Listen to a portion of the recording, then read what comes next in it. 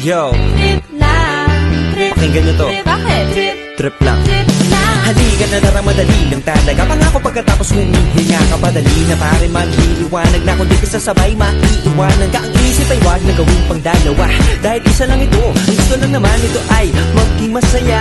Para di ka mabato, ay iwasan mo ang pananatili sa isang lugar. Ibig ko sabihin ay huwag ka papasakop sa takot, wag ka papasakop. Kapag nangate, di ka dito isipin mo. Hinipan sa lahat ng karanasan mo dito sa mundo. Bilang tao, gano'n pa rin, hindi nagbago. Pinakamasaya yung di pinlano. Kasi pag di mo pa alam, nakakatakot pero